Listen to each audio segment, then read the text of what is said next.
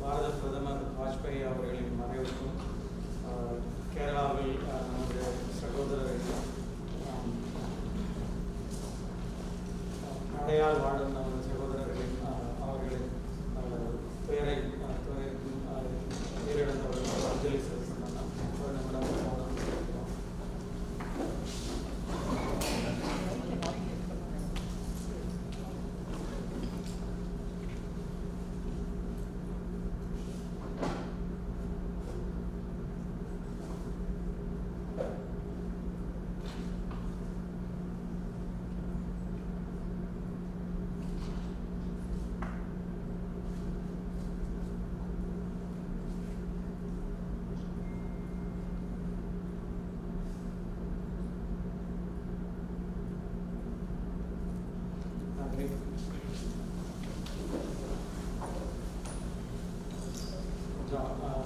காலதாமதமாக இருக்கிறதால வேகமாக நிகழ்ச்சி பண்ணுவோம்.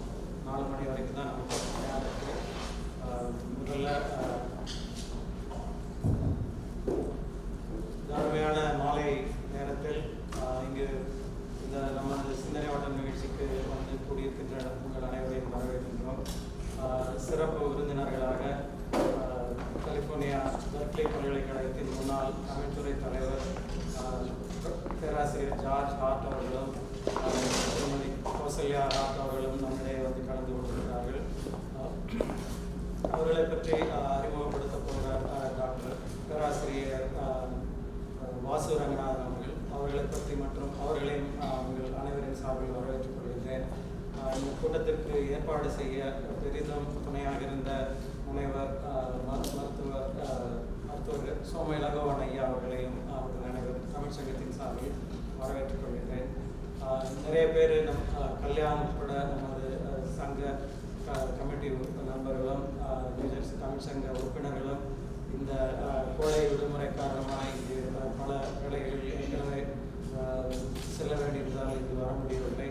ஆனால் அவர்கள் பலரும் இந்த நிகழ்ச்சியை காண வேண்டும் என்கின்ற வேண்டுகோளின்படி ஃபேஸ்புக் லைவ் வலைத்தமிழ்.com லைவ் 2 ஓடிக்கொண்டிருக்கின்றது. அவர்களையும் இந்த லைவ் நிகழ்ச்சியில் பார்த்து கொண்டிருக்கின்ற அனைவரையும் நியூஜெர்சி தமிழ் சங்கத்தின் சார்பில் வரவேற்றுக்கொண்டு அடுத்தபடியாக பேராசிரியர் வாசு ரங்கநாதன் அவர்கள் பென்சில்வேனியா யூபென் பல்கலைக்கழகத்தில் பல வருடங்களாக தமிழ் கல்வியை பரப்பி வருகின்றனர். பலர் அனைவருக்கும் நன்கு தெரியும்.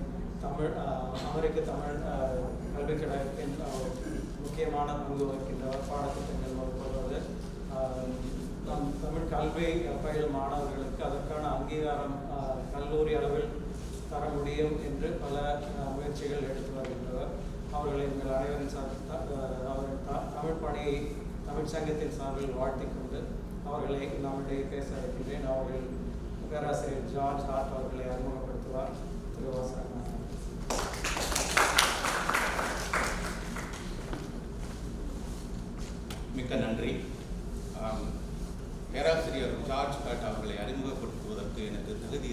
இல்லையா என்று தெரியவில்லை.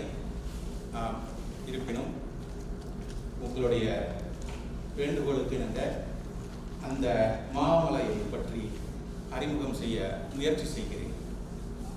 தமிழ் என்பதை தமிழ் இலக்கிய பயணங்கள் என்று நாம் சொல்ல வேண்டும். இலக்கிய பயணங்கள் என்று என்ன என்றால், காலம் காலமாக கிட்டத்தட்ட 2000 ஆண்டுகளுக்கு முன்னால் தமிழர்கள் வளர்ந்தது இலக்கிய மொழியாக வளர்ந்தார்கள்.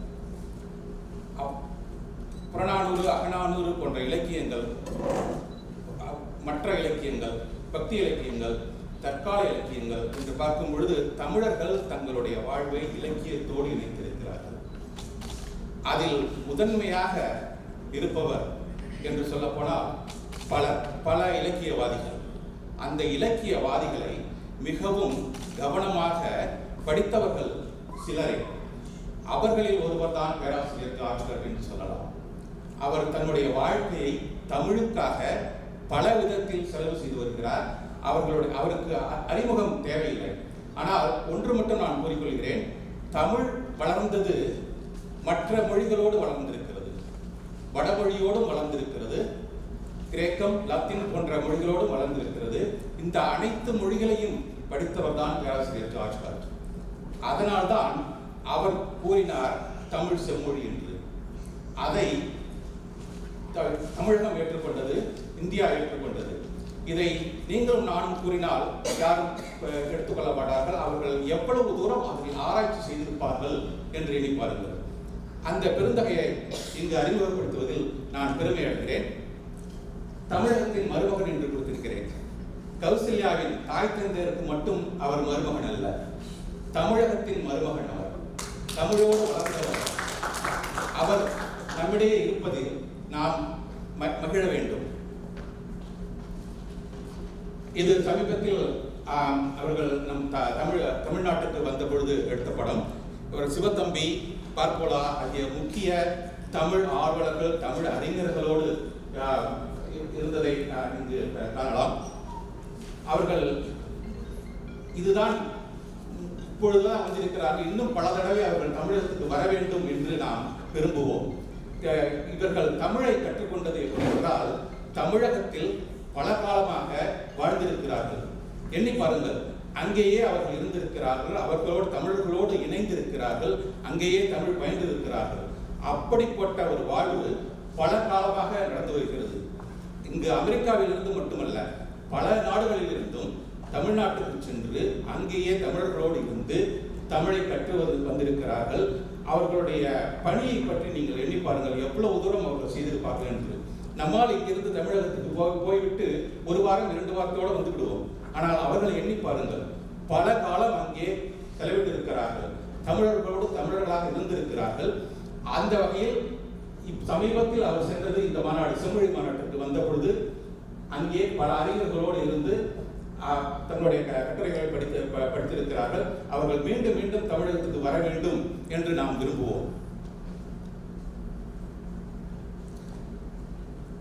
அவர்கள் முக்கியமாக ஏன் தமிழ் செம்மொழி என்று ஒரு கடிதம் எழுதினார்கள். அவர்கள் நம்முடைய ஜனாதிபதிக்கு எழுதினார்கள். அவர்கள் எழுதிய 3 காரணங்களை அங்கே கொடுத்திருக்கிறார்கள். இதற்கு முன்னால் Sanskrit, Greek, Latin, Chinese, Persian, Arabic மட்டும் செம்மொழி என்று கருதப்பட்டு வந்த காலகட்டத்தில் தமிழையும் அதோடு இணைக்க வேண்டும் என்ற ஒரு முயற்சியை செய்திருக்கிறார்கள் என்று பாருங்கள். உலகத்தில் அத்தனை மொழிகள் இருக்கின்றன, அத்தனை மொழிகளோடு தமிழையும் இணைக்க வேண்டும் என்று தமிழ் நல்லுள்ளங்கள் செயல்பட்டன. அந்த ஒரு முயற்சியில் பேராசிரியர் ஜார்ஜ் மட்டும் இணைந்தார். அவர் 3 காரணங்களை கூறுகிறார். ஒன்று, தமிழ் பல காலமாக வாழ்ந்து வந்திருக்கிறது என்று கூறுகிறார்கள். அவர்கள் சொல்வது பார்க்கலாம், 200 கிறிஸ்துவத்துக்கு முன்னால் 200 ஆண்டுகள். நம்மிடையே பலர் தமிழ் இன்னும் பல ஆண்டுகளுக்கு முன்னால் வளர்ந்தது என்று கூறுகிறார்கள். ஆனால் தமிழ் இலக்கியவாதிகளை பொறுத்தவரையில், இலக்கியங்களை அடிப்படையில் அது 200 ஆண்டுகளுக்கு, அந்த கிறிஸ்துவத்துக்கு முன் 200லிருந்து தொடங்கி இருக்கிறது. அப்பொழுதுதான் நம் சங்க இலக்கியங்கள் வளர்ந்திருக்கின்றன. அது ஒரு காரணத்தை காட்டியிருக்கிறார். அது இலக்கியங்கள் தமிழ்நாட்டில் வளர்ந்தது எந்த மொழியின் அடிப்படையிலும் வளரவில்லை என்ற ஒரு காரணத்தை காட்டியிருக்கிறார். தமிழ் இலக்கியத்தை நீங்கள் பார்த்தீர்கள் என்றால் அந்த 200 கிறிஸ்துவ கிமு 200 வேறு எந்த மொழியிலும் அப்படி ஒரு இலக்கியம் வளர்ந்ததே இல்லை. தமிழில் மட்டும்தான் அது வளர்ந்திருக்கிறது. அந்த ஒரு காரணத்தை ஐயா அவர்கள் கூறியிருக்கிறார்கள். அடுத்தது, இது மற்ற இந்த காரணங்களை எல்லாம் வைத்துக்கொண்டு தமிழை மற்ற செம்மொழியோடு இணைக்க வேண்டும் என்று அவர்கள் ஆணித்தரமாக கூறினார்கள். அந்த மாதிரியான ஒரு ஆணித்தரமாக கூறுவதற்கு தகுதி உள்ளவர்கள் பெரிய ஐயா பேராசிரியர் ஜார்ஜ் காட் என்று தான் சொல்ல வேண்டும். அவர்கள் தமிழை மட்டும் படித்துவிட்டு சொல்லவில்லை. சமஸ்கிருதத்தை படித்திருக்கிறார்கள், கிரீக்கை படித்திருக்கிறார்கள், லாட்டின் படித்திருக்கிறார்கள். அவர்கள் ஹார்வர்ட் பல்கலைக்கழகத்தில் தனது முனைவர் பட்டத்தை பெற்றிருக்கிறார்கள்.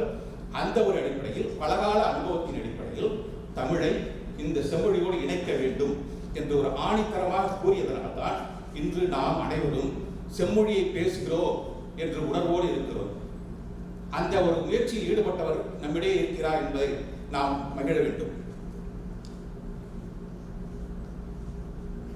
மற்ற மொழிகள் போல இல்லாமல் தமிழ் இலக்கியம், தமிழ் பண்பாடு அது தானாகவே வளர்ந்து வந்திருக்கிறது. சங்க காலத்தில் ஒரு புலவரை எடுத்துக்கொண்டு பாடினார் என்றால், ஒரு பாட்டை நான் அடிக்கடி முன்பின் ஆளி போல மனம் அவிந்து அடங்காது என்று கூறுவார். அந்த ஆளி என்ற ஒரு மிருகத்தையே சங்ககால இலக்கியங்கள் தான் தோற்றுவித்தது. அந்த ஆளியை போல நம் மனது தவிக்கிறது, நம் மனது ஏதாவது ஒன்று சாதிக்க வேண்டும் என்று தவிக்கிறது என்று அந்த ஒரு எண்ணத்தை அங்கே கொடுத்திருக்கிறார் பாருங்கள். அந்த எண்ணம் வேறு எங்கும் வரவில்லை, சங்க காலத்தில் வந்தது, சங்க இலக்கியங்களில் வந்தது. அப்படிப்பட்ட ஒரு கருத்து தான் இவர்கள் கூறுவது. தமிழ் பண்பாடு என்பது தனியாக வளர்ந்த பண்பாடு, எந்த ஒரு மொழி இலக்கியத்தையும் எந்த பண்பாட்டையும் இணைத்துக் கொண்டு வளரவில்லை என்ற ஒரு கருத்தை ஆணித்தரமாக இங்கே கொடுத்திருக்கிறார்கள். ஐயா அவர்கள் கலிபோர்னியாவில் நமக்கு இருக்கை, தமிழுக்கு என்று ஒரு இருக்கை முதலில் அங்கேதான் வந்தது. அதற்கு தலைவராக அவர்கள் இருந்தார்கள். அவர்கள் இருந்த பொழுது செய்த பணிகள் பல மாணவர்கள் முனைவர் பட்டம் தமிழில் பெற்றிருக்கிறார்கள். நாங்கள் என்று பேசிக்கொண்டிருந்தோம். ஆண்டாள் பற்றி, சித்தர்கள் பற்றி என்று பல இலக்கியங்கள் அங்கு ஆய்ந்தறியப்பட்டன. அதுதான் இருக்கை என்பது. தமிழுக்கு இருக்கை என்றால் அங்கே தமிழ் ஆய்வு நடக்க வேண்டும். அந்த ஒரு எண்ணத்தில் தான் தமிழுக்கு இருக்கை தொடங்கப்படுகிறது. இதையேத்தான் நாம் ஹார்வர்டிலும் எதிர்பார்க்கிறோம், ஸ்டோனி புக்கிலும் எதிர்பார்க்கிறோம், ஹூஸ்டனிலும் எதிர்பார்க்கிறோம், எல்லா இடங்களிலும் எதிர்பார்க்கிறோம். ஆனால் ஐயா அவர்கள் அதை முன்னரே செய்துவிட்டார்கள். அவர்கள் 9 மாநாடுகள் நடத்தியிருக்கிறார்கள். அந்த 9 மாநாடுகளிலும் பல அறிஞர்கள், தமிழுக்காக உழைத்த அறிஞர்கள் அங்கு வந்து தங்களுடைய ஆய்வு கட்டுரையை படைத்ததோடு தமிழின் வளர்ச்சியை பற்றி சிந்தித்திருக்கிறார்கள். அந்த ஒரு எண்ணம், அந்த ஒரு செயல்பாடுதான் நமக்கு தேவை. அதை ஐயா அவர்கள் முன்னாடியே செய்து விட்டார்கள். இன்னமும் அது வளரப்போகிறது கலிபோர்னியாவிலும். அதோடு ஐயாவை கனடாவில் உள்ள இலக்கிய தோட்டம் என்னும் நிறுவனம் வாழ்நாள் சாதனையாளர் என்ற ஒரு விருதை அளித்து கௌரவித்திருக்கிறார்கள்.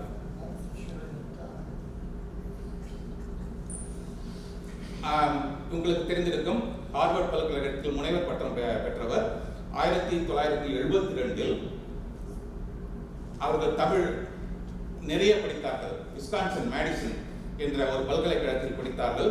அங்கேதான் கௌசல்யாவை சந்தித்தார்கள். கௌசல்யா 2 உள்ளங்கள் அங்கேதான் இணைந்தன. 2 உள்ளங்களும் தொடர்ந்து தமிழுக்காக உழைத்து வருகின்றன. நான் உங்களுடைய ஜார்ஜ் அவர்களுடைய நேரத்தை அதிகமாக எடுத்துக்கொள்ளவில்லை. முக்கியமாக அவர் பத்மஸ்ரீ அவார்டு, பத்மஸ்ரீ விருதை பெற்றிருக்கிறார்கள். இந்தியாவிலேயே மிகவும் புகழ்பெற்ற விருது. அந்த விருதை ஐயா அவர்கள் பெற்றிருக்கிறார்கள். மொழிபெயர்ப்பு, புறநானூறு, அகநானூறு, காலமாக இந்த இலக்கியங்கள் வளர்ந்து வருகின்றன. தமிழர்களுக்கு என்ன பிரச்சனை என்றால், அவர்களை அறிந்து உணர்வது என்பது, அந்த மொழி என்பது நம்மிடையே இல்லாமல் போய்விட்டது. அகநானூற்றையும் புறநானூற்றையும் புரிந்து கொள்வது என்பது தமிழர்களுக்கு மிகவும் கடினமான ஒன்று. ஏனென்றால் மொழி வளர்ந்து விட்டது. அந்த மொழி நமக்கு தெரியாமல் போய்விடுகிறது. ஆனால் அந்த ஒரு கடினமான மொழியையே பேராசிரியர் ஜார்ஜ் கட் அவர்கள் படித்து அதை ஆங்கிலத்திலும் மொழிபெயர்த்திருக்கிறார் பாருங்கள். அதை நாம் பாராட்ட வேண்டும்.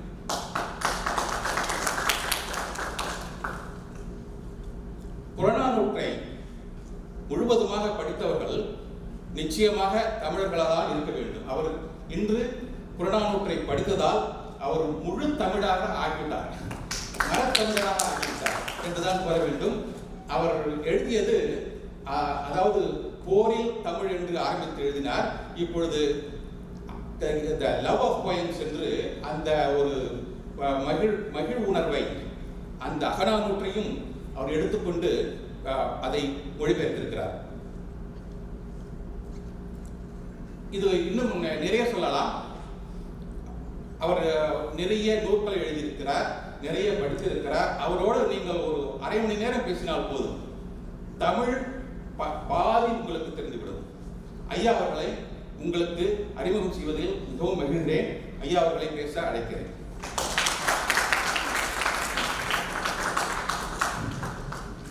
நன்றி பேராசிரியர் வாசு அவர்களே. அவர்களுக்கு ஒரு தமிழ் சங்கத்தின் சார்பாக திருமதி நிர்மலா சுந்தரம் அவர்கள்.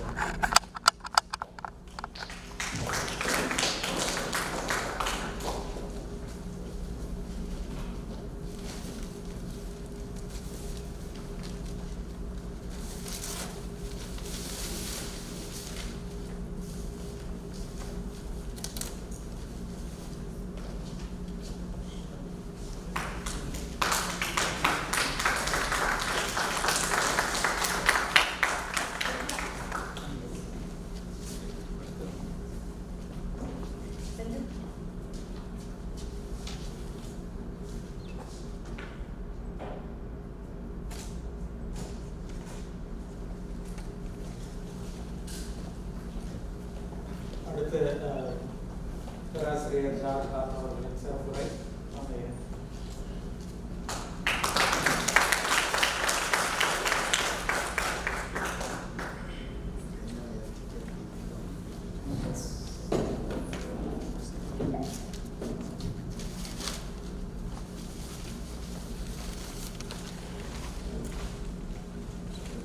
This is the PDF. And then I can get to the next one.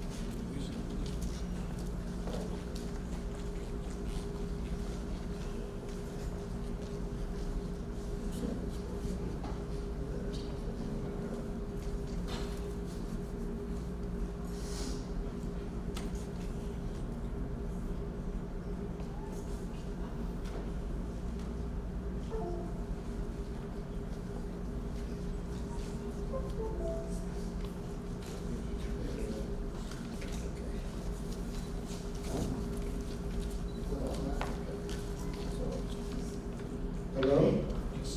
Okay. பேராசிரியரை பெருமைப்படுத்த Tamil சங்கத்தின் முன்னாள் தலைவர் திருமதி ரேணுகா குமார் சங்க அவர்களையும் திருமதி உஷா கிருஷ்ணகுமார் அவர்களையும் அழைக்கிறேன்.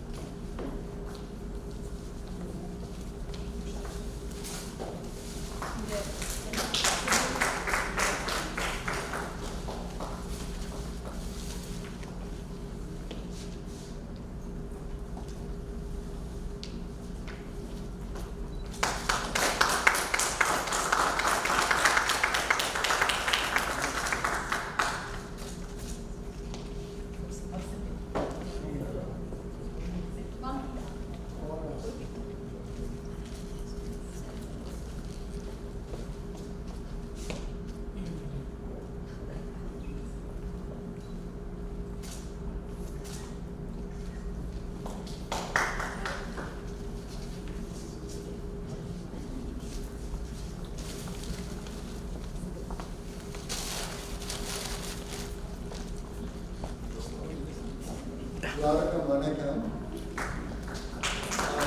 சரியாக கேட்கிறதா?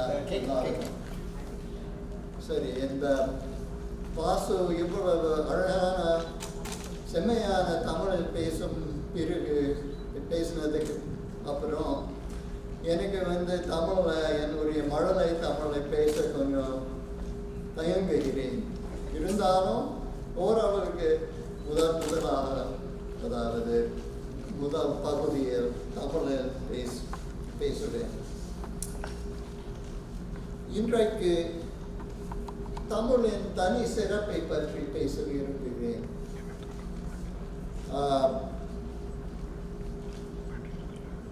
வாசு உங்களுக்கு அதை பற்றி கொஞ்சம் சொன்னார். ஆனால் நான் கொஞ்சம் விரிவாக சொல்ல விரும்புகிறேன்.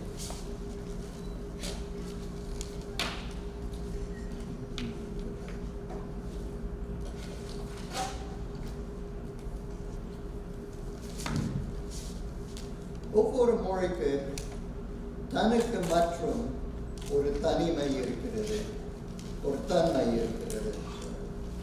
தப்பாக எழுதினேன். உதாரணமாக ஆங்கிலம் ஒரு ஜெர்மானிக் மொழி. ஆனால் லாட்டினிலிருந்தும் பிரெஞ்சிலிருந்தும் நிறைய சொற்கள் கடன் எடுத்தது. ஆங்கிலத்தில் ஒரு சிக்கலான வாக்கியம் எழுதும் பொழுது கடன் வாங்கின சொற்கள் எழுதுவது மிகவும் சகஜம். ஜெர்மன் மொழி வேறு. பொதுவாக ஜெர்மனுக்கு சொந்த சொற்கள் மட்டும் பயன்படும். இந்தியாவில் பல மொழிகள் வடமொழியிலிருந்து அளவில்லாத வட சொற்கள் கடன் வாங்கும். இது உங்களுக்கு தெரியும். இது எல்லாருக்கும் தெரிந்த விஷயம். உதாரணமாக மலையாளத்தில் உயர்ந்த முறையில் எழுதும் பொழுது 90% சொற்கள் கூட வடமொழியிலிருந்து கடன் வாங்கி இருக்கலாம். இதற்கு காரணம் என்ன? மொழி வரலாறு அதற்கு காரணம். ஆங்கிலத்தை பார்த்தால் நார்மன்கள் பிரிட்டனுக்கு படையெடுத்து வந்த பொழுது பிரெஞ்சு மொழி அவர்களுடன் வந்தது. அவர்களுடைய ஆட்சியில் அந்த சொற்கள் ஆங்கில மொழிக்குள் நுழைந்து விட்டன. இந்தியாவில் கிபி முதல் 1000 ஆண்டு காலத்தில் வடமொழி எல்லா பகுதிகளும் இணைப்பு மொழி. இந்தியா மட்டுமில்லை, இந்தோனேசியா, பர்மா, கம்போடியா பல நாடுகளுக்கு இணைப்பு மொழியாக திகழ்ந்தது வடமொழி. முதல் 1000 ஆண்டு காலத்திற்கு பிறகுதான் தற்போதைய இந்திய மொழிகள் உருவாகின. ஆனால் தமிழ் அப்படி இல்லை. தமிழில் முன் 200 அல்லது 300 ஆண்டுகளுக்கு முன் மக்கள் எழுதத் தொடங்கினார்கள். அந்த காலத்தில் வடமொழி பின் அடைந்த முக்கியத்துவம் அந்த காலத்தில் வடமொழி பின் அடைந்த முக்கியத்துவம் அந்தஸ்தும் இல்லை. வடமொழி சொற்கள் கடன் வாங்க வேண்டும் என்பது தேவையோ விருப்பமோ இல்லை. தமிழ் எழுதுவதற்காக தமிழ் சொற்கள் பயன்படுத்தினார்கள். இதற்கு விளைவு சங்க இலக்கியம். இந்திய இலக்கியத்தில் வட சொற்கள் சம்ஸ்கிருதம், பிராகிருதம் கிட்டத்தட்ட 2% மட்டும்தான். சில பேருக்கு தெரியாது, ஆனால் ரிக்வேதத்தில் கூட 2% திராவிட சொற்கள் இருக்கின்றன. ஸோ அதே போல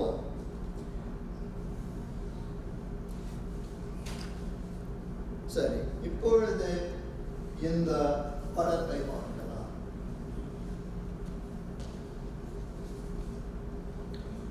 சம்ஸ்கிருதத்தில் க, க, க, க எல்லாம் வரும். தமிழில் க மட்டும் வரும். அதே போல வேறு எழுத்துக்கள். வேறு திராவிட மொழிகளில் வடமொழி சொற்கள் தப்பில்லாமல் எழுதுவதற்காக வடமொழி எழுத்துக்கள்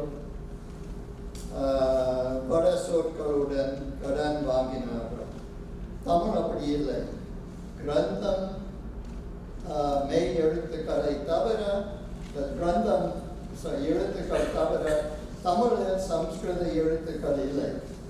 தமிழ் முதலாக எழுத தொடங்கின பொழுது அந்த எழுத்துக்கள் இன்றியமையாதவை இல்லை. இப்பொழுது கூட இன்றியமையாதவை இல்லை. சில பேர் சொல்வார்கள், ஓ தெலுங்கிலோ மலையாளத்திலோ எல்லா சப்தங்களும் வரும் அப்படின்னு சொல்வார்கள். ஆனால் அதுவும் உண்மை இல்லை. இந்த வேறு வேறு மொழிகளில் எவ்வளவோ சப்தங்கள் இருக்கின்றன. சம்ஸ்கிருதத்தில் இல்லை, தமிழில் இல்லை. அதுதான் மொழிகள் சுபாவம், மொழிகள் இயற்கை. ஆனால் தமிழ் பேசுவதற்கும் எழுதுவதற்கும் இந்திய எழுத்துக்கள் போதும். இது தமிழுக்கு ஒரு தனி சிறப்பு. அது வேறு மொழிகளிலிருந்து சொற்களை வாங்க அவசியம் இல்லை.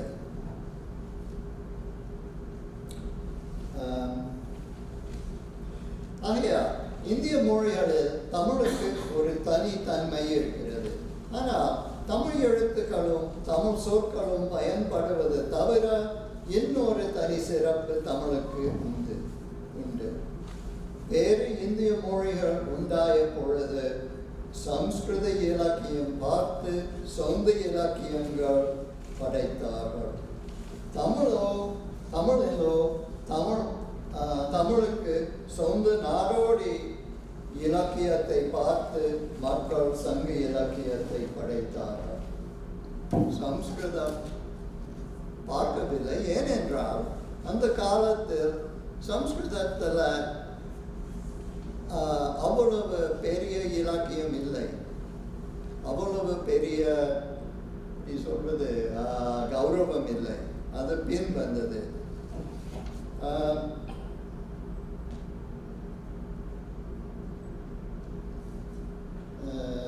சங்க இலக்கியத்தில் உள்ள கருத்துக்களும் எழுதும் முறைகளும் வடமொழியில் காண முடியாது. ரொம்ப முக்கியம். ஏனென்றால் நீங்க தெலுங்கு பார்த்து, தெலுங்கு எவ்வளவு அழகான மொழி. அதை பற்றி ஐயமே இல்லை. இருந்தாலும் தெலுங்கு பொதுவாக சம்ஸ்கிருதத்திலிருந்து தான் தன்னுடைய இலக்கியத்தை எடுத்தார்கள். அதாவது மிக்க பழைய தெலுங்கு நூல் என்னவென்றால் அது மகாபாரதம். ஆனால் தமிழில் சங்க இலக்கியம் இருக்கிறது. அதற்கு சம்ஸ்கிருதத்தில் அதே போல சம்ஸ்கிருதத்தில் ஒன்றுமே கிடையாது.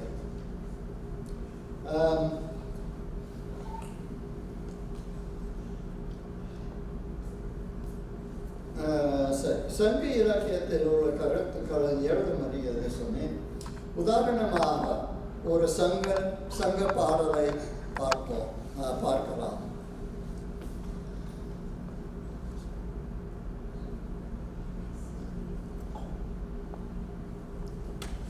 இது புறநானூறு ஒரு பாடல், சின்ன பாடல்.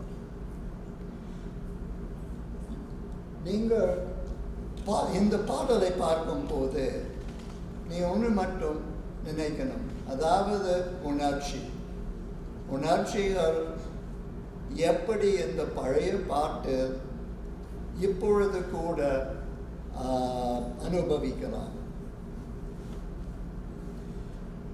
நாளன்று போகி புள்ளிடை தடப்ப 11 புக்கு திருநன்று மொழியினும் பரிது பெயர்வர் அல்லர் நெறிகொள பாடான்றிறங்கும் மருவி பீடு கெழுமலையர் பாடி ஊரே.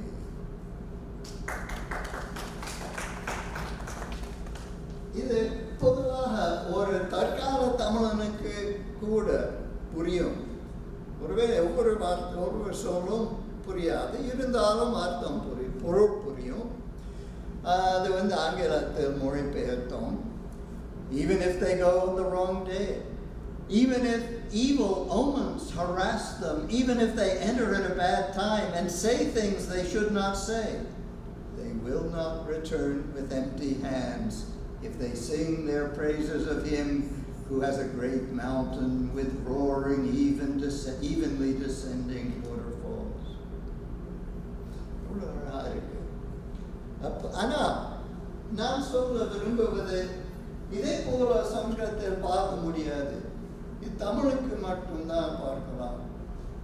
இந்த மாதிரி பாடல்கள் நிறைய இருக்கின்றன இந்த புறநானூற்று. சரி, அடுத்த பாடல்.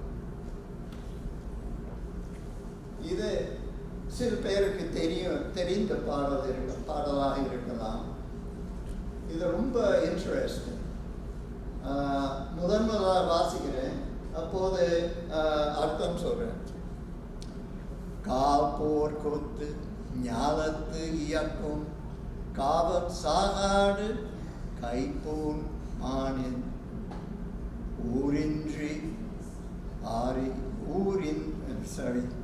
ஊரின்றாகி ஆரெனிது படுமே. உய்த்தல் தேற்றான் ஆயி வைகளும் பகை கூழ் அல்லல் பட்டு மிக பஹ்ரி நோய் தலை தருமே. என்ன எல்லாரும் அந்த எல்லாம் சேர்ந்து இருக்கிறது. இந்த மேல் நாடுகளில் அது கிரீக் காலத்தில் இருந்தும் இந்த அரசுக்கு ஒரு ஓட்டம், ஒரு ஷிப் கம்பேர் பண்ணினார். அது மட்டும் இல்லை, அந்த ஷிப் ஓட்டுபவன் கேப்டன் ஒரு அரசன். ஆனால் தமிழில் அப்படி இல்லை. தமிழில் இந்த அரசு ஒரு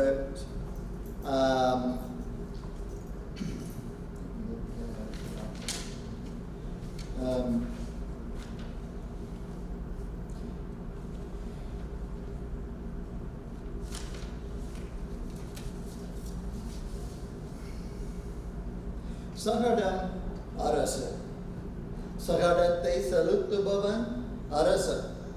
அந்த காலத்தில் கடலுக்கு அருகில் உள்ள கழிகளிலிருந்து உப்பு எடுத்து ஒரு சகடத்தில் வைத்து உப்பை உள்நாட்டுக்கு எடுத்து செல்வார்கள். இப்பொழுது கூட செய்யலாம். போகும் பொழுது மலைகளை தாண்டி போகும் போது ஒட்டுபவன் மிக கவனமாகவும் திறமையாகவும் ஒட்ட வேண்டும். சகடம் ஷிப் ஆஃப் ஸ்டேட், ஒட்டுபவன் ரூலர். இந்த கருத்து வடமொழியில் காண முடியாது. ஆனால் இந்த பாட்டு மிகவும் அருமையான பாட்டு நினைக்கிறேன்.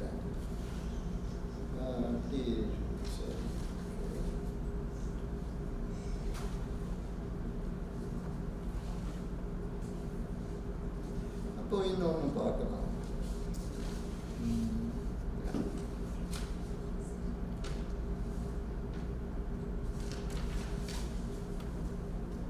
இதுவும் புறநானூறு. புறநானூறு போல இந்தியாவில் வேற ஒரு நூல் கிடையாது. மிகவும் உயர்ந்து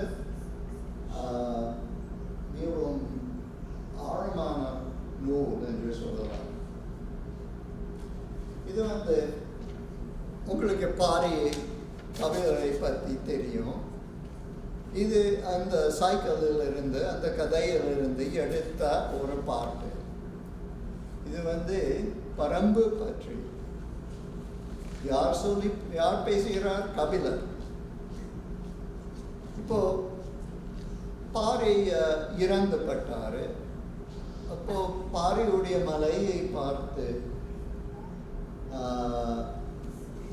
அவர் அங்கே இருக்க முடியாது, கொஞ்சம் வேறு எங்கேயாவது போகணும். அப்போ போகும்போது அந்த மலையை பார்க்கிறார்.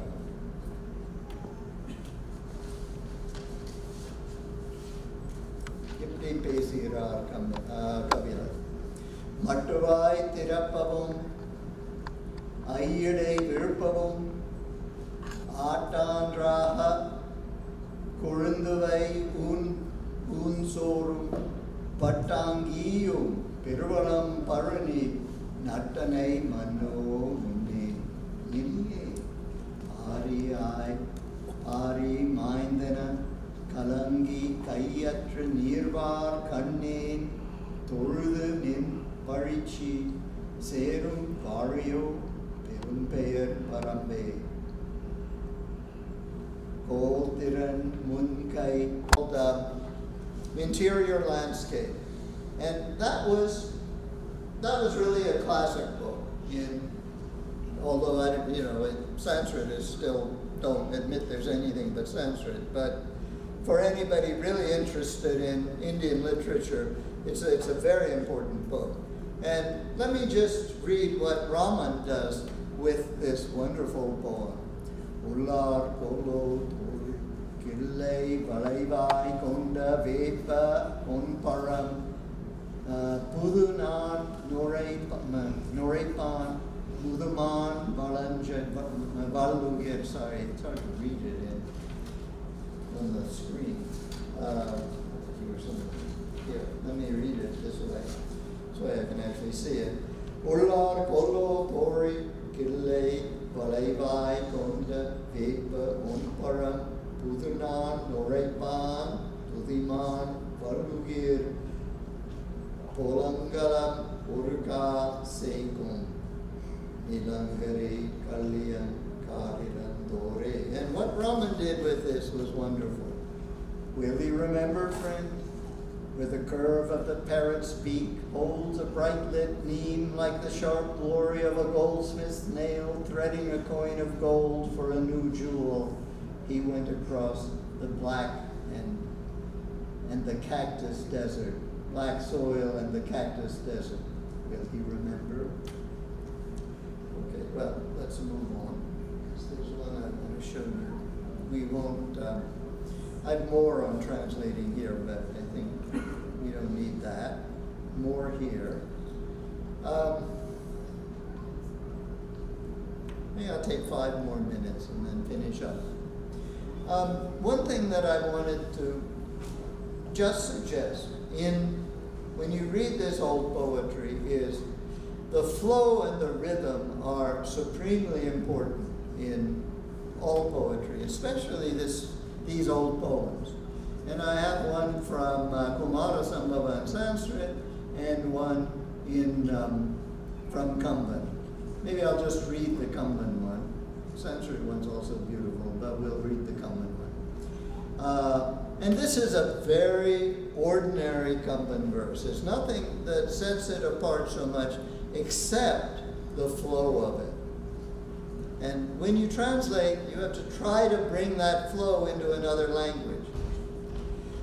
Andi vandanugam velai avari avarum ningi sindura sendi taande or maivare seigai konda indirar kadangal sella iragar irundadenna enduyar putramaya viror vingi trange.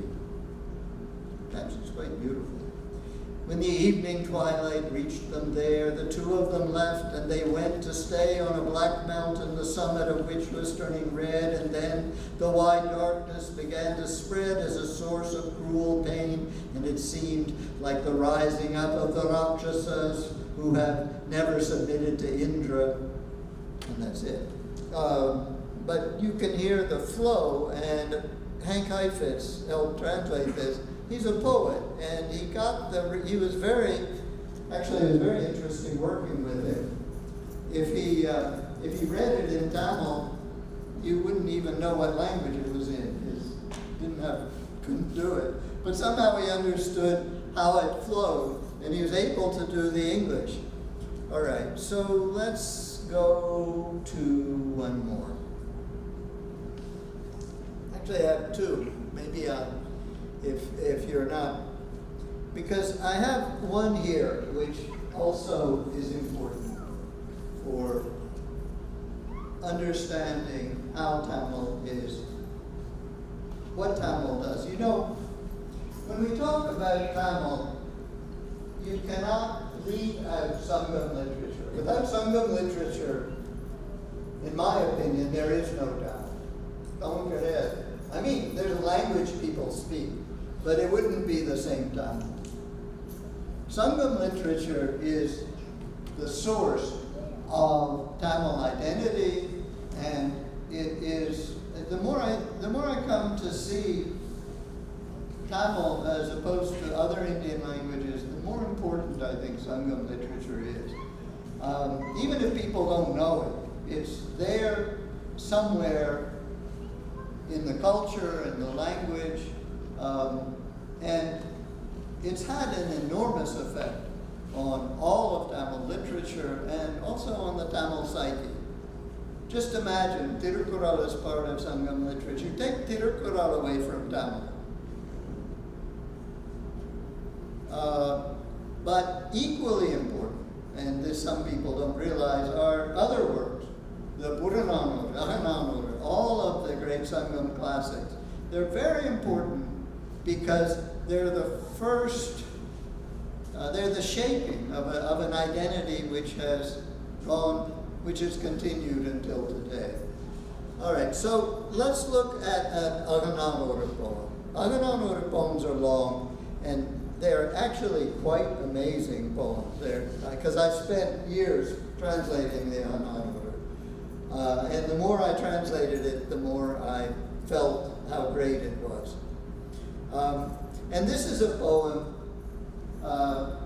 young woman said, oh, well, don't say anything negative. Well, I'm going to say something negative, but I'm going to say it negative, something negative to make it positive. And that is, let's look at a very interesting Sangam poem. This is a Marutham poem. Now, Marutham poems, the old Tamils had a rather unfortunate custom of ignoring their wives and going to courtesans, as everybody knows. And there's a whole genre of poetry in the Aham poems in which the husband is involved with a courtesan. But this poem takes that theme, which comes very often, comes every 10 poems in the Ahananur, and every time it comes, there's some fascinating thing that the poet does with this theme. But in this theme, something else happens, and that is the poet expresses a feeling which everyone can relate to, and which has to do with the terrible pain of the woman who is married to this man who's running after all these courtesans. So, let's read it. Well, I'm not going to read the whole thing in Tamil because I should practice it if I'm going to read it to get it right. But I'll read it in English. Anyway, the Tamil is a bit difficult. In his town, a bull buffalo with curving horns, his back cool and wet, grazes on bright flowered water lilies in a reservoir whose high water is full of fish. He sleeps in the thick mud, and then, when the sun rises, moving and crushing mural fish, and their rich flesh comes out draped with banners of white bahundre vines, looking like a warrior entering his old city from the thick of battle. In his chariot, he brings women whose bright ornaments grow loose on their arms, so many the town can't hold them, and he shows no sign of giving up his whoring. But does it do any good if you, the woman of his house, get angry at him? Women who are strong and show that kind of anger find the goddess of wealth has left them. They have to be alone, sifting and eating a tiny amount of rice, while their children, whose words are sweet as honey, suck from their wrinkled, withered breasts. Surely women are foolish who know this and still keep their anger. So what does the poet say? Well, he seems to be saying, hey, don't be angry at him. Just let him do what he wants and, that's it. But underneath this, there's a message which has to do with the suffering caused by this kind of behavior.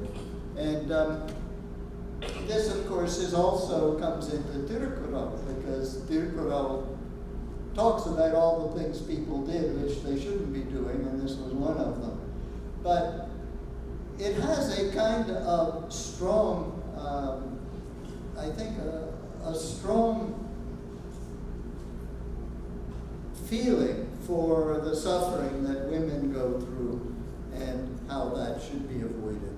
So this is another aspect of these Tamil poems, that they talk about what's right and how people should live, but they do so in a subtle way. They don't necessarily come right out and say you shouldn't do it. Now finally, I'm going to end with Kamban and a picture of Rama. Unfortunately, his bow isn't there, but because Rama was Kamban's, of course, he wrote about, he was a Vaishnava, so he wrote about Rama. And am I going to see this on here? Maybe that way. Well, it's not coming, so let me make it smaller. Can you see it? Yeah, I think so. Now, the reason I pulled this poem out is because it says things you can't say in most languages. And that's because of the unique and very powerful grammatic or syntactic tool in Tamil. Let's read the poem. It's quite simple. It's about Rama or Vishnu, about God ultimately. Ondreyanin, Ondreyam. Palavendruraikin, Palaveyam. Andreyanin, Andreyam. Amendruraikin, Ameyam. Indreyanin, Indreyam. Ulavendruraikin, Ulaveyam. Nandre nambi kudivarke, namakingenno piripama. And this is a beautiful poem, but it's also extraordinary. And in translating it, it's very hard. This is how I tried. If you say he is one, he is one. If you say he is many, he is many. If you say he has no qualities, he does not. If you say he does, he does. If you say he does not exist, he does not. If you say he does, he does. A fine thing, our Lord's way of being. How can we ever be saved? And this really is quintessential Bhakti poem. Kamban is one of the greatest poets who ever lived, and here you can see why. But what I want to point out to you is the use of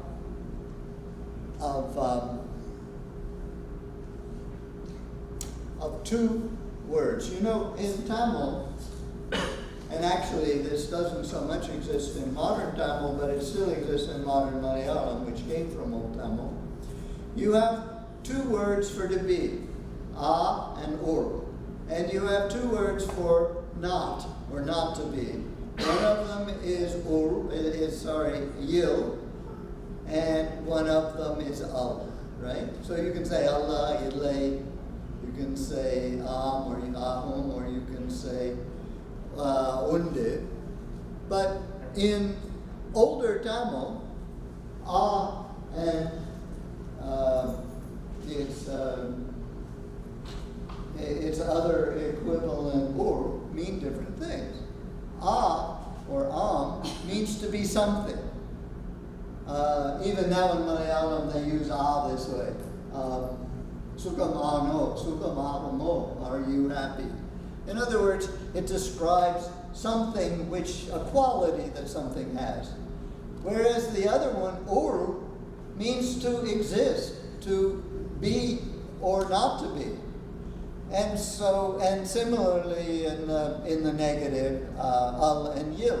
And what Kamban does in this poem is he plays on these two uses of the word to be. In English we don't have it, we just have be. He is tall, God is. One word, we can say God exists, but that's not quite the same thing, or God is not. And most languages don't have this. Someone told me Spanish does, I don't know. But this is something where you can see how a great poet uses the tani siraku of this language, this extraordinary language Tamil, to say something which, in very few words, which when you translate it, you have to put in all sorts of extra things and make it sound awkward. Whereas in Tamil, it sounds very normal. It's a beautiful, beautiful verse. So anyway, that is what I wanted to say, and thank you very much.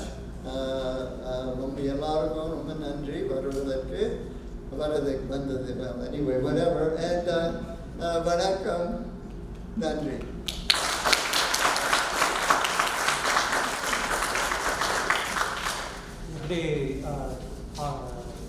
தமிழுக்கு செம்மொழி தகுதி வாங்கி கொடுக்குறதுக்கு ஐயா ஏன் அப்படி ஈஸியாக முடிஞ்சதுன்னு இப்போ நம்ம டெமான்ஸ்ட்ரேட் பண்ணிட்டாங்க. அவ்வளோ அருமையாக தமிழை ரசித்து படிச்சிருக்கிறாங்க. அதே சமயத்தில் நமக்கு அறிவுபூர்வமாக எடுத்து சொல்கிற அளவுக்கு ரொம்ப அருமையான உரை ஐயா, ரொம்ப நன்றி. அது மட்டும் இல்லை, அது எப்படி ரசித்து படிக்கிறது எப்படின்னு டெமான்ஸ்ட்ரேட் பண்ணாங்க. அது ஒவ்வொரு வரையும் படிக்கிறப்ப அவங்களுக்கு ஏற்பட்ட அந்த மகிழ்ச்சியை பார்க்குறது, அந்த எப்படி சங்க இலக்கியம் இல்லாமல் தமிழே இல்லைன்னு ஒரு ஆணித்தரமாக எடுத்து சொன்னதெல்லாம் நமக்கு ரொம்ப உண்மையான ஒரு நிறைவான நிகழ்ச்சியாக இருந்தது. அடுத்தது அனைவரின் சார்பில் அவர்களுக்கு நன்றி சொல்லிக்கிறோம். அடுத்தது இன்னும் ஐயாட்ட சில கேள்விகள் கேட்கலாமான்ட்டு எவ்வளோ டைம் சுஜித்ரா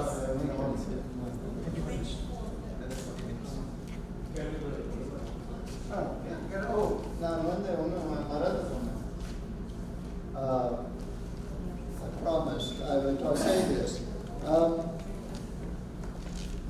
அடுத்த வருஷம், அடுத்த ஆண்டு சிகாகோவில், அதாவது 3-4 தேதி அன்று international conference seminar on Tamil studies நடைபெறும்.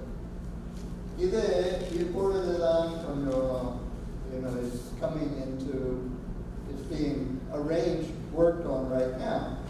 And உங்களுக்கு தமிழ்ல ஏதாவது இன்ட்ரெஸ்ட் இருந்தால் நீங்கள் எல்லாரும் கட்டாயம் இந்த கான்ஃபரன்ஸுக்கு வந்து கேட்டு மகிழலாம். அது மட்டும் இல்லை, நீங்கள் எல்லாரும் இதற்கு சப்போர்ட், அதாவது whatever support you can give, அதை கொடுங்கள். Because இந்த தமிழ் வளர்வதற்காக இந்த மாதிரி மாநாடுகள் மிகவும் இன்றியமையாதவை.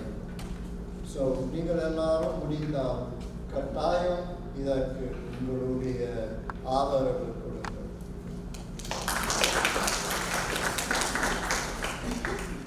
உலகத்தமிழ் மாநாட்டில் கோஆர்டினேட் பண்ணக்கூடிய வந்து டாக்டர் சுவாமிநாதன் அவர்கள் நமக்கு ஏதாவது கேள்வி இருந்தால் அவங்ககிட்டையும் கேட்கலாம். இப்போ ஒரு வீடியோ இருக்குது, அதையும் நான் ப்ளே பண்ணலாம்.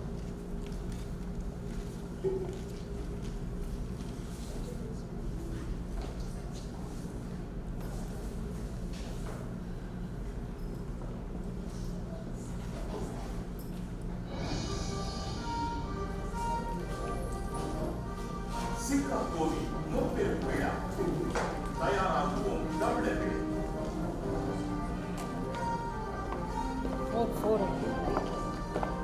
இன்னொரு மகிழும் கூடலுக்கு எட்டிருக்கிறது சிங்கப்பூர் நகரம். இந்த முறை தமிழர்கள் ஒன்று கூடும் மாநாடு.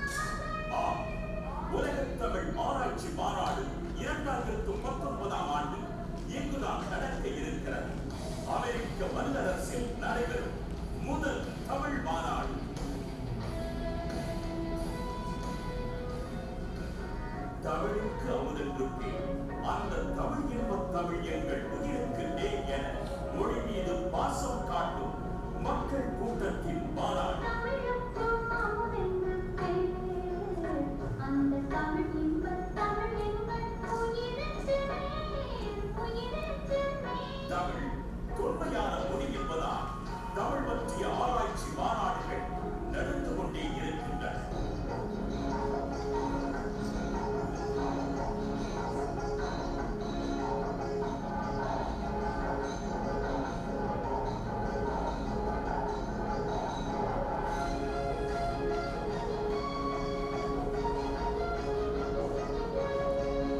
மலேசியா, இந்தியா, பிரான்ஸ், இலங்கை, மொரிஷியஸ் ஆகிய நாடுகளில் 9 உலகத் தமிழ் ஆராய்ச்சி மாநாடுகள் நடந்தேறியுள்ளன.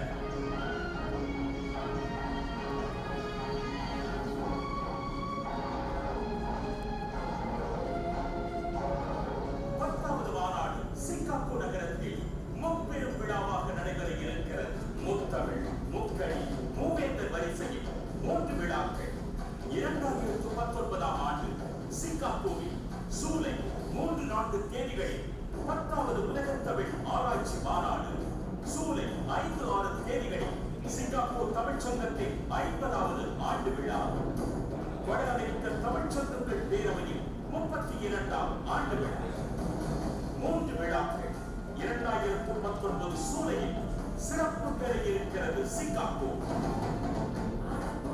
தமிழறிஞர்கள், பேராசிரியர்கள், முனைவர்கள், எழுத்தாளர்கள், தொல்லியல் ஆய்வாளர்கள் ஒன்று கூட ஆய்வு கட்டுரைகள் தாக்கல் செய்தல், ஆராய்ச்சி முடிவுகள் வெளியிடுதல், உலக பல்கலைக்கழகங்களில் தமிழ் இருக்கைகள் ஏற்படுத்துதல், தமிழின் வேர்களை தேடுதல், தொல்லிய வேலைகளை துரிதம் செய்தல் என ஏராளமான பணிகள் நடக்க இருக்கின்றன.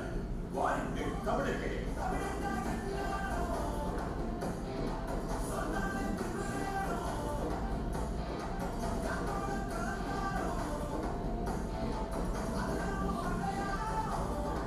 தமிழன் என்று உரக்கச் சொல்லுவோம் இந்த தரணியில் உள்ளவர்களுக்கெல்லாம்.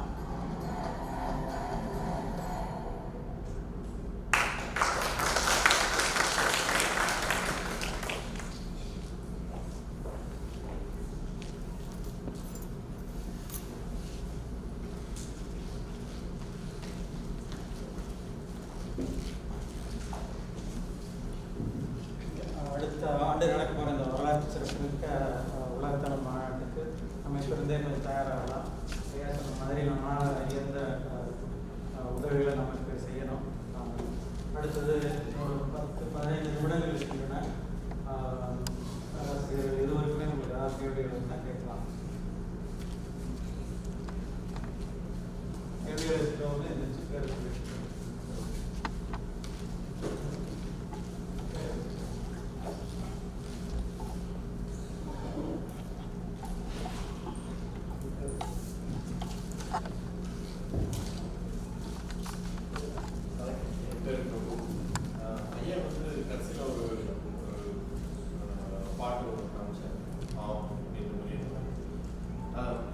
சர்ச்சில் பார்த்தீங்கன்னா அவங்களுடைய பிரேயர்ஸ் வந்து கடைசியில் முடிக்கும் பொழுது ஆமே அப்படின்னு முடிப்பாங்க. அதுக்கும் ஆம் என்பதற்கும் ஏதாவது தொடர்பு நேரடியாக தொடர்பு சொல்ல முடியாது. ஆமென்கிறது அதாவது நிறைய சொற்கள் தமிழுக்கும் மற்ற மொழிகளுக்கும் அதாவது ஆங்கிலத்தில் ஆக்சிடென்ட்ஸ் அப்படின்னு சொல்லுவாங்க. அதனால நீங்கள் நினைக்கிற மாதிரி ஆமெனுக்கும் ஆமாவுக்கும் எந்த சம்மந்தமும் கிடையாது. அது அவங்களுடைய முடிவுக்கு கொண்டு வர எல்லாரும் நல்லா இருக்குன்ற மாதிரி கொடுக்குறாங்க. அதனால ஆமாவுக்கும் ஆமனுக்கும் எந்த சம்மந்தமும் கிடையாது. அது நிறைய நடக்குது. கொரியனையும் தமிழையும் நினைப்பாங்க, ஜப்பனீஸும் தமிழையும் நினைப்பாங்க. அந்த மாதிரி நிச்சயமாக இல்லை. அது அவங்க அந்த சொன்ன பாட்டு நல்ல பாட்டு. அது நான் பார்த்தது எப்படின்னா, மேட்டுக்குடியினருக்கும் கீழ்க்குடியினருக்கும் கீழ்க்குடியினர்களை சொல்கிறாரு ஆமான்னா ஆமாம், நேற்றுனா நேற்று, இன்னைக்குன்னா இன்னைக்கு அப்படின்னு சொல்லிட்டே போகணும். அந்த மேட்டுக்குடியினர் என்ன சொல்கிறாங்களோ அதுதான் அந்த கீழ்க்குடியினரும் கேட்கணும். அந்த மாதிரி தான் நான் அந்த பாட்டை படித்தேன். அவங்க சொல்கிறது இப்படிப்பட்ட ஒரு வாழ்க்கையை வாழ்ந்துட்டு இருக்குமா நாமே அப்படின்னு அந்த கீழ்க்குடியினர் அந்த குடின்னு ஒரு வார்த்தை சொல்லிட்டு பாருங்க. அதுதான் தமிழுக்குள்ள ஒரு தனி சிறப்பு. குடி தான் புறநானூற்றிலே நிறைய சொல்லியிருக்காங்க. குடிகள் பல குடிகள் பற்றி புறநானூற்றில் சொல்லி இந்த குடிகள்லாம் நல்ல குடிகள்னு சொல்கிறாங்க. ஸோ அது மாதிரி ஒரு குடியினர் தான் அந்த பாட்டை சொன்ன மாதிரி நான் படித்தேன். அது நன்றி. சார்ஜுக்கு தான் இருக்குதுன்னா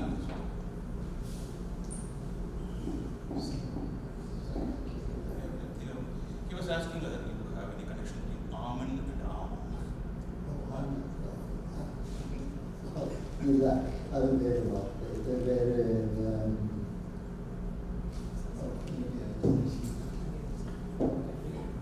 இல்லை அதுக்கு வந்து தொடர்பு இல்லை ஏனென்றால் ஒரு comes from somewhere கடன் வாங்கின ஒரு வார்த்தையாக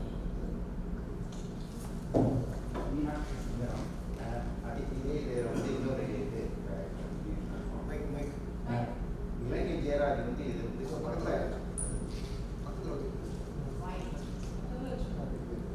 பக்கத்தில் இலங்கை ஜெயராஜ் இதை பற்றி சொல்றப்ப ஓம் அப்படிங்கிறது திருச்சி ஆமன் இருக்கு. அதனால ஆம் அந்த எஸ்ங்கிறது தான் அந்த வேல்யூ.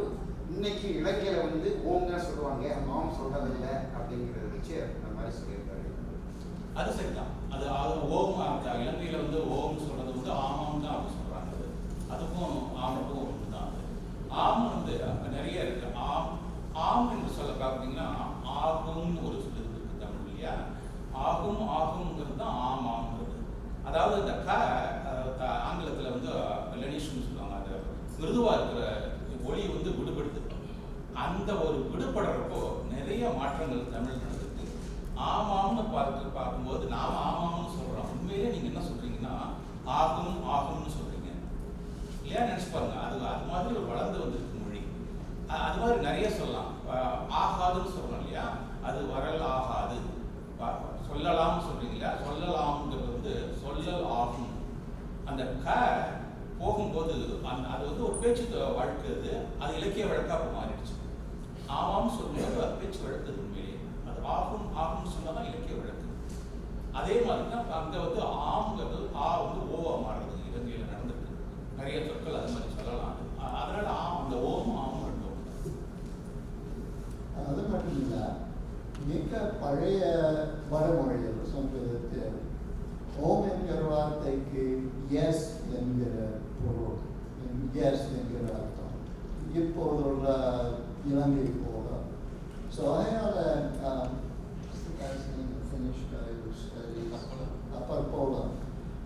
பற்போல வந்து இந்த பழைய இண்டஸ் வேலி சிவிலைசேஷன் வந்து ஒரு திராவிட மொழியை பேசினார்கள் அந்த நாகரிகத்தில் என்று நினைத்து இந்த ஓம் என்கிற வார்த்தை அது வேதத்திற்குள்ள திராவிட சொற்கள் கடன் வாங்கின ஒரு வார்த்தை. அது முதலாக ஏதோ ஒரு திராவிட மொழியில் எஸ் என்கிற பொருள் கொடுக்கிற ஒரு சொல் என்று நினைக்கிறார்.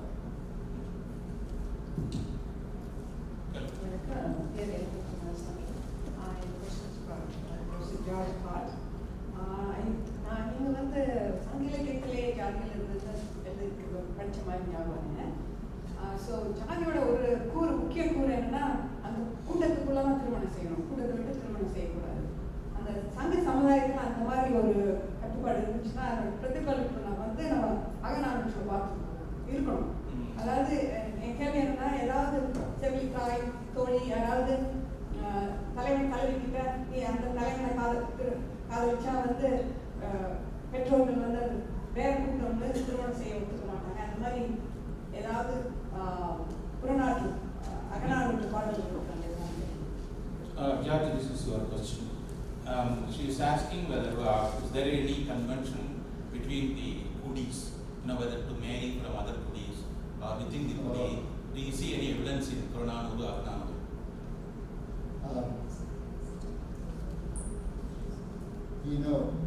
I better give it in English. If you go to a Tamil movie nowadays, you don't see boring things about someone having, or you don't usually see marriages that are just normal everyday marriages inside the same kudi or the same jati or whatever. People when people look at movies, they want something exciting, something different. And you have that conflict. So you get a marriage that's outside. In Sangam literature, you also get, there are some poems that talk about marrying someone from a different kuri.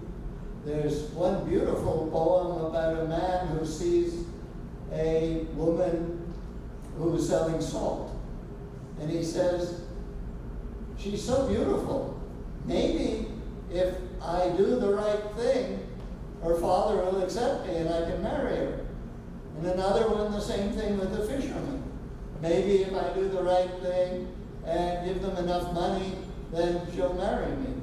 But normally we know, because the common kind of marriage, as in the rest of South India, was what we see now, which is cross-cousin marriage, girls marry their uncle.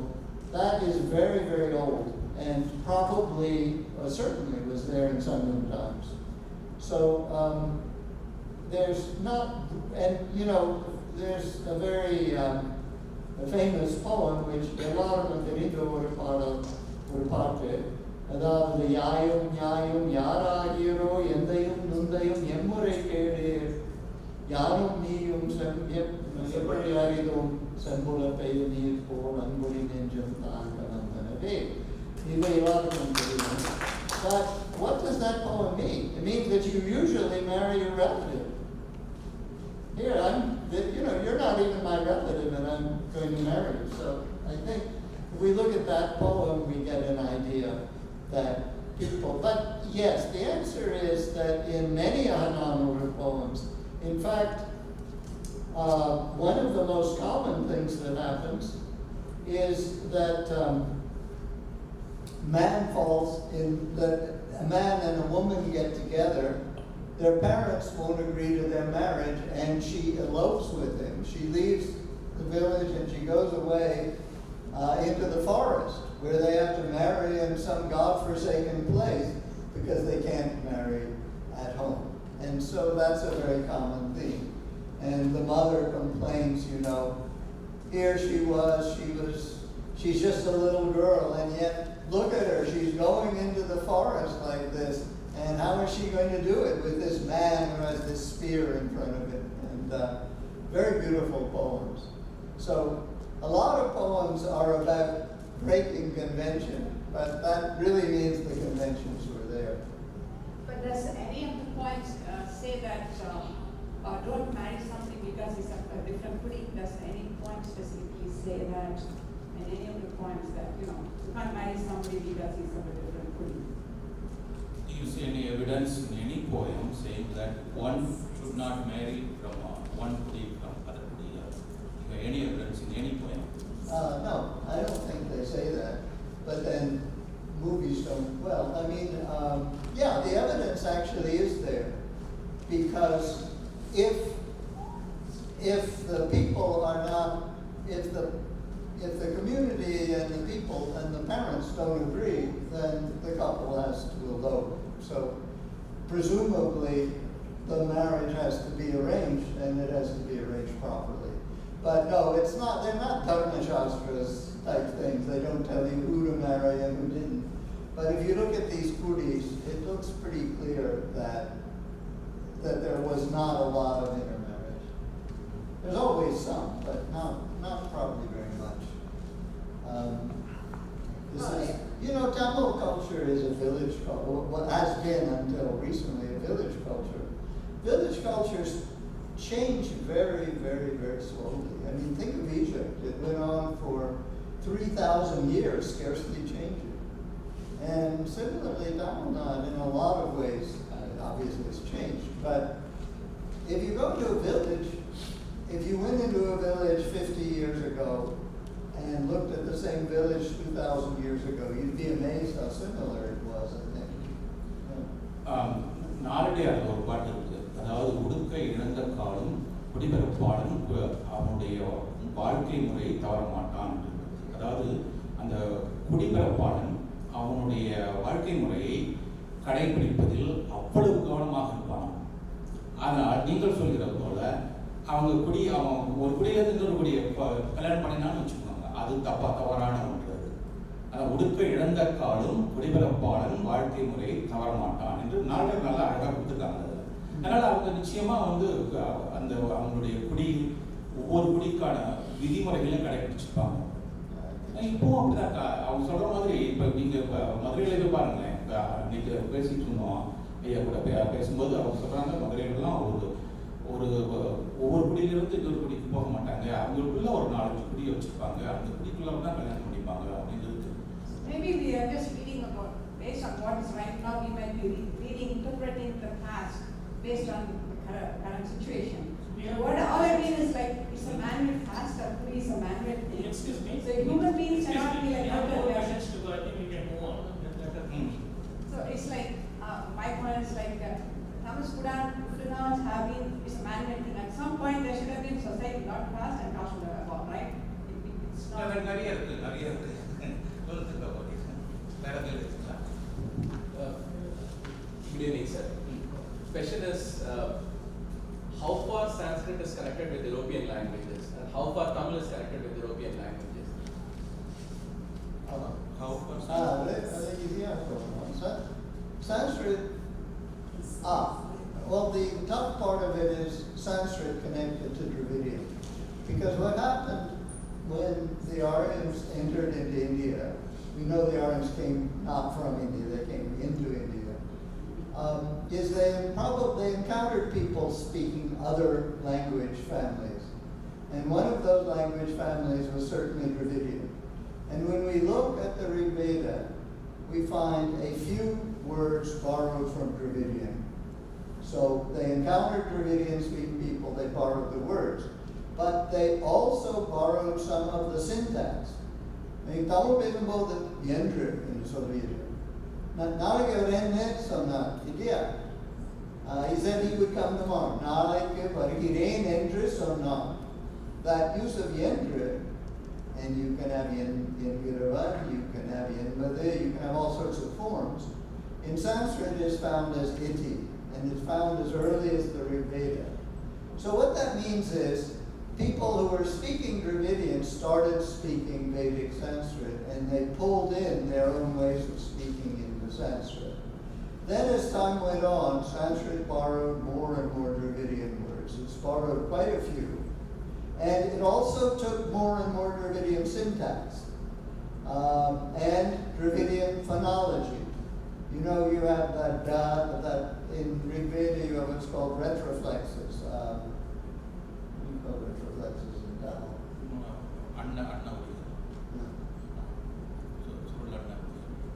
Yeah.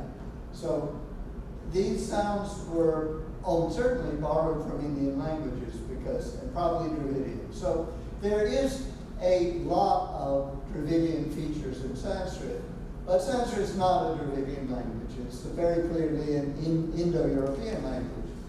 Bhratar is brother, matar is mother, pitar is father. I mean, three is three. I mean, you can see it very clearly. Tamil, on the other hand, is a sister language of the other Dravidian languages. The only Dravidian language from Old Tamil is Malayalam. Kannada split off before Tamil became Tamil, probably. There are three main branches of Dravidian languages: Northern, Central, and Southern. Southern are the languages we know. Telugu is, some people think, Central Dravidian. It's more different. And these all came from a language that we can partially reconstruct by looking at all the other languages. And we call the language Proto-Dravidian. Now, Proto-Dravidian produced 3 offspring, and then they produced the languages that are now spoken. So just like Latin, Indo-European produced Latin, and Latin produced French and Spanish and all of the Romance languages. So Proto-Dravidian split into 3 groups, and then each one of those groups produced modern spoken languages. Tamil happens to be the earliest written Dravidian language. So that Proto-Dravidian language is no more? That Proto-Dravidian No, it's gone, long gone. Probably was spoken 4,000 or 5,000 years ago. Some people think it was the language of the Indus Valley civilization. Now, it was not, certainly was not modern Tamil or anything like even classical Tamil.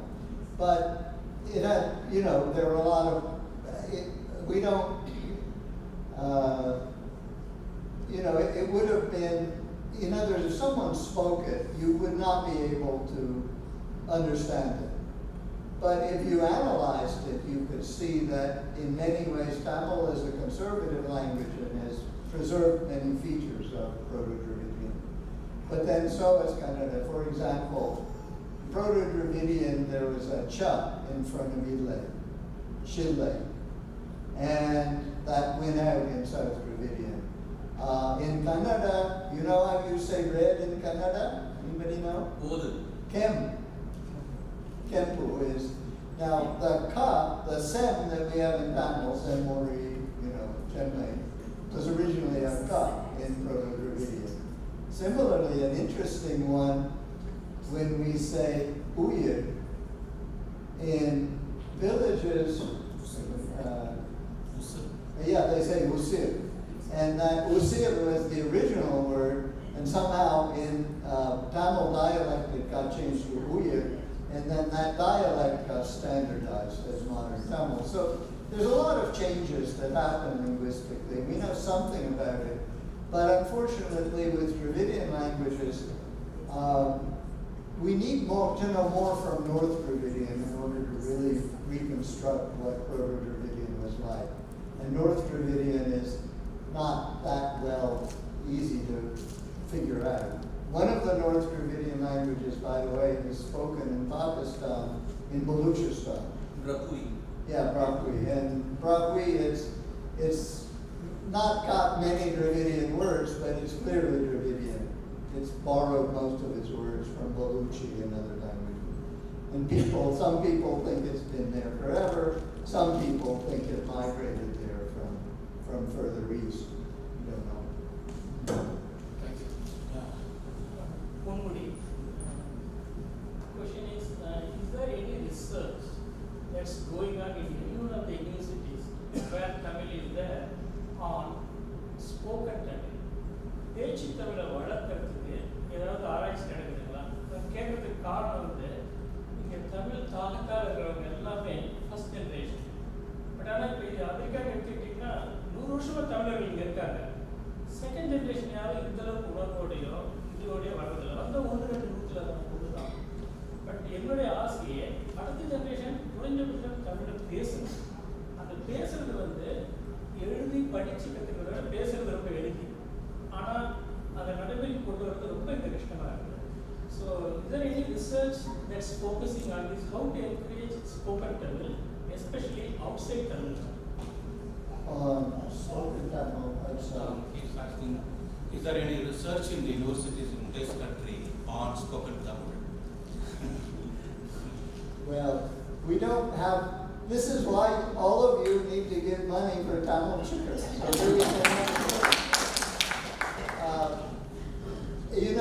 It's interesting. You would look at spoken Tamil in Malaysia, spoken Tamil in different places.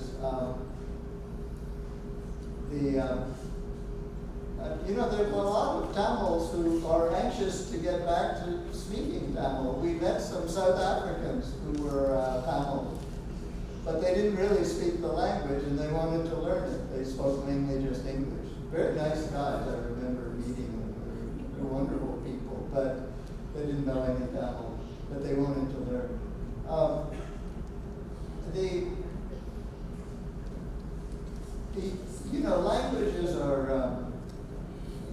Languages are always changing and morphing into different things. To study different. The one thing which also needs to be done is all the different dialects of Tamil. You have in Tamil, you don't just have dialects from one place to another. You have dialects between different castes. You have Dalit Tamil, which is different, and you have Muslim Tamil, which has some differences. And Brahmins say Vandundrinda, and the non-Brahmins say Vandukondirinda, or வந்துட்டு இருந்தாங்க. And so on and so forth. You know, there are fascinating differences like that. Someone told me in South Tamil Nadu they say Bari Param, in Madurai they say Vale Param, and in Madras they say Vaye Payam.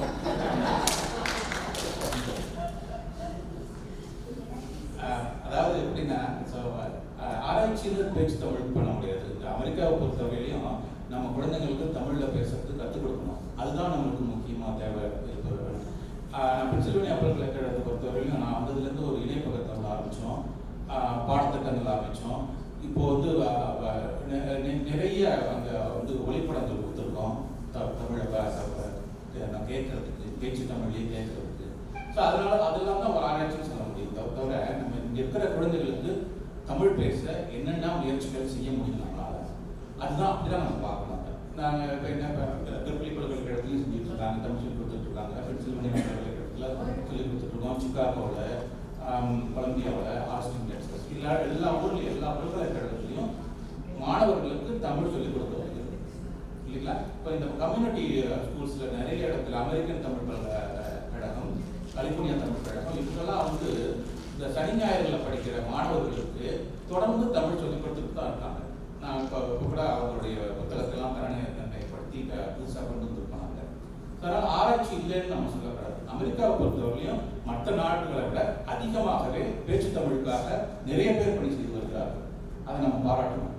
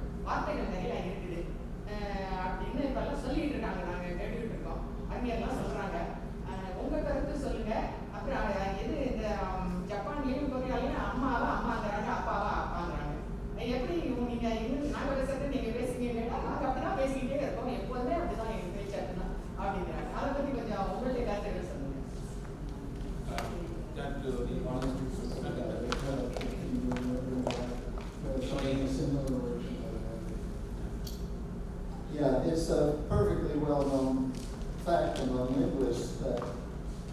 two totally unrelated languages will have words that mean the same thing and sound the same, even though they're unrelated. And one of the examples they give is the word bad in English. Bad in English is also bad in Persian. It means the same thing, but it comes from a different source. And they're only, so that if you were to look at Japanese or American Indian languages or any other language, and you compare it to Tamil, you will find 50 or 60 words that look similar. But that doesn't mean they're related. That just means that's coincidence. Now, with mother and father, it's pretty universal that father has a pa in it, like Abba. In Hebrew, for example, father, I believe, is Abba or something. I once tried to learn Hebrew, but I didn't get very far. I don't know what mother is in Hebrew, but mother in many languages has a ma sound. And this seems to be something which is fairly universal. But on the other hand, in Tulu, they claim Abba means mother and Amma means father. I'm not so sure how that happened, but does anybody know Tulu? Maybe you can tell me if that's true. Tulu is incidentally a Dravidian language.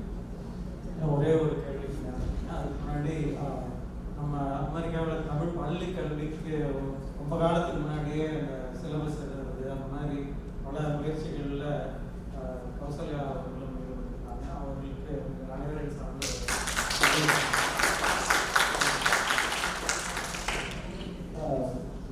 ஒரே ஒரு செய்தி சொல்லிக்கிறேன். அதாவது நீங்கள் கேட்ட கேள்விக்கு அது அமெரிக்க அரசாங்கம் வந்து இருமொழி முத்திரைன்னு கொடுக்குறாங்க. அதாவது ஒரு குழந்தை 2 மொழியில புலமையை காட்டினா அவங்களுக்கு நாங்கள் அங்கீகாரம் பண்ணுறோம், முத்திரை கொடுக்குறோம்னு சொல்லி இருமொழி முத்திரை கொடுக்குறாங்க.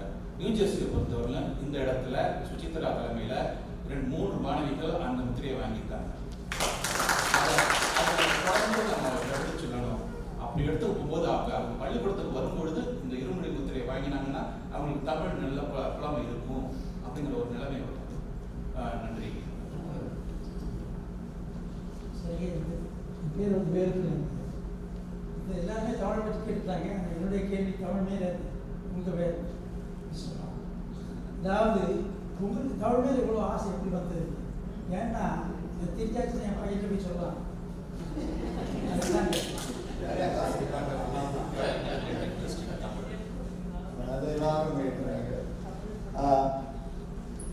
Well, there's the more interesting story, and then there's the other part of it. The more interesting story is I was studying Sanskrit, and V. Raghavan, the well-known Sanskrit professor from University of Madras, came to Harvard, and he was staying in a place there, in a room with his wife, and I think he brought his cook. Because in those days, people didn't want to travel outside India without their own cook. But anyway, he brought, so he went off to a play or something, and I stayed in where he was staying, and he had a tape, and on the tape he had Vedic recitation. And being a Sanskrit student, I was anxious. I'd never been to India. That was before I met my wife. I was anxious to hear what the Veda sounded like. So I put it on, and it went on for 5 minutes. And I got very bored.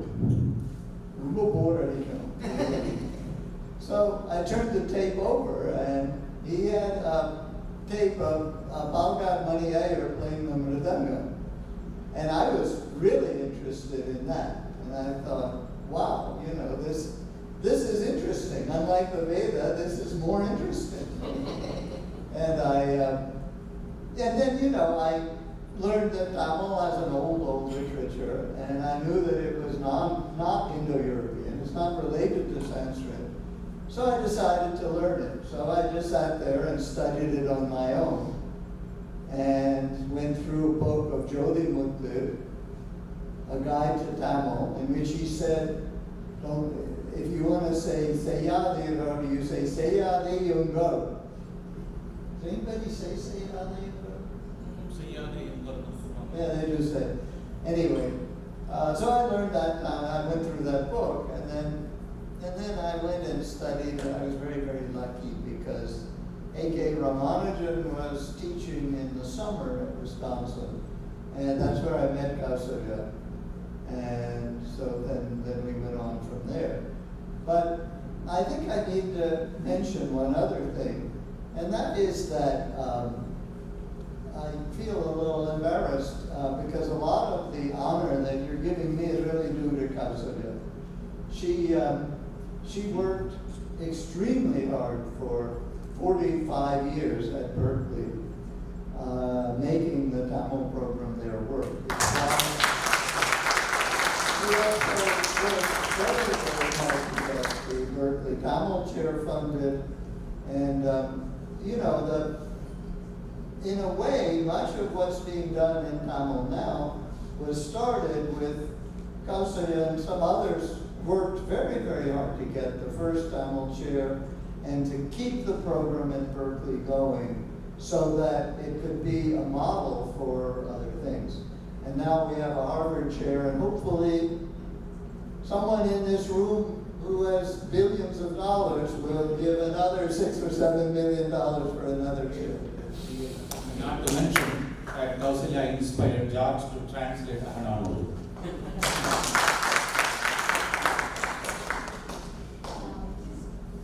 Yeah, he wants to say something. Itself goes by students in society. So what I want to tell you is, I don't know if anybody studying now Tamil, in any South Asian studies, a student. Today, I want you all to do that. With the good things that we have done, the university are giving scholarships, fines, and the money would go anywhere. Let's say in Turkey, we gave $50,000 to start a program, and they send one of the students in South Asian studies to send to India to study in Tamil Nadu, and mostly in Tamil Nadu because me and I is Tamil Nadu. So they do that.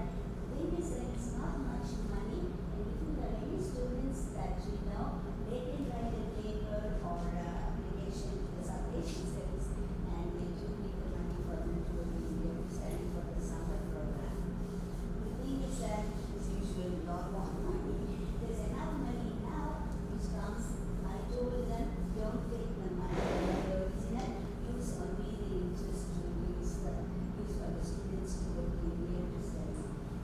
I want to say two things. Once, if you want to help, you can tell me the money just goes to use locally, not to me, so you can write. It was amazing that $50,000 came in 2 weeks. That's just because of people like you. Today, the money is still there, and you just send it one, not a big thing, but still, they're able to send a student to India every summer. And so I just want to let you know that if you know anybody who will let me know, I'm trying to look at him.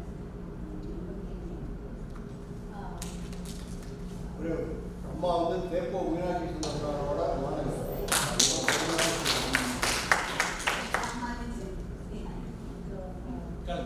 Usha Krishnakumar இது வந்து பொன்முடி அவர்கள் கேள்வி அவங்க சொன்ன மாதிரி வந்து செந்தமிழ் நாப்பழக்கம் சொன்ன மாதிரி நம்ம வீட்டில் ஆரம்பிக்கிறது தான் ரொம்ப முக்கியம். நம்ம இங்கே இருக்கிறவங்களுக்கு என்ன ஆயிடுதுன்னா நம்ம பேசுகிறாங்க, அப்புறம் நம்ம தமிழில் பேசுவோம், அவங்க ஆங்கிலத்தில் அதுக்கு பதில் எடுக்கிறாங்க. அந்த நேரத்தில் நம்ம வந்து அப்படி விட்டுடுறாங்க, நம்ம அப்படியே ஏதோ புரிஞ்சுக்கிறாங்க பேசுகிறாங்கன்னு விட்டுடுறாங்க. அது ஒன்று. ரெண்டாவது வந்து I believe effortlessly passed on inheritance தாய்மொழி தான். அது வந்து நம்ம பேசும்போது பேச்சு தமிழ் போகுது. இந்த மாதிரி ஹார்வர்ட் தமிழ் சேர், யூசி பர்க்லி, இது எல்லாமே வந்து ஒரு பெரிய விஷயமா நம்ம பண்ணிட்டு இருக்கோம். தமிழுக்கு ரொம்ப நல்ல விஷயம். அது எல்லாருக்கும் மகளும் சூட்டுற மாதிரி இருக்கிறது பேச்சு தமிழ். என்னோட கேள்வி என்னன்னா, ஒன்று வந்து நம்ம 3 வயசானாலே ப்ரீ ஸ்கூல் பற்றி எவ்வளோ யோசிக்கிறோமோ அதே மாதிரி எல்லாரும் தமிழ் பள்ளியில் சேர்த்தோம்னாக்க அங்கே அவங்க கற்றுக்கிறாங்க. ரெண்டாவது வந்து இதே போல இப்போ திருவள்ளுவர் தமிழ் பள்ளியெலாம் வந்து ரொம்ப வருடமாக பண்ணிட்டு இருக்காங்க. நம்ம வந்து அந்த கவுண்டி ஸ்கூல்ஸில் வந்து இதை ஒரு, ஏன்னா நம்ம காலேஜில் போய் இப்போ ரேணுகாவோட டாக்டர் வந்து கொலம்பியாவில் தமிழ் எடுத்துருக்காங்க காலேஜ். அந்த மாதிரி சில காலேஜஸில் இருக்குது. பட் வந்து ஸ்கூல் லெவலில் வந்து சில ஸ்கூலில் இப்போ ஹிந்திலாம் வச்சுருக்காங்க. அது மாதிரி நம்ம தமிழ் சின்ன வயசுலேருந்து அது ஒரு ஆப்ஷனாக இருந்ததுன்னா அதுவும் பேச்சு தமிழுக்கும் தமிழ் வளர்க்க ரொம்ப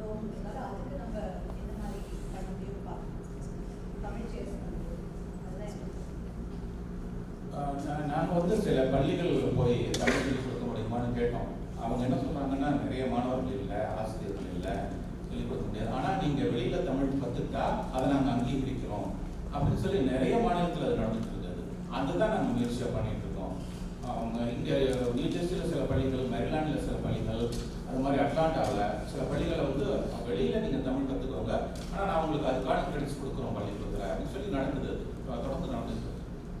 I'd just like to say that everybody should appreciate Vasu. He is working really tirelessly to develop materials for kids to study Tamil, and he's going and he's also tutoring the teachers, because the teachers mainly, they're just ordinary people. They don't know how to teach something like Tamil, so he's tutoring the teachers so they can teach the kids properly. And he's doing all this, this is a great service, I think.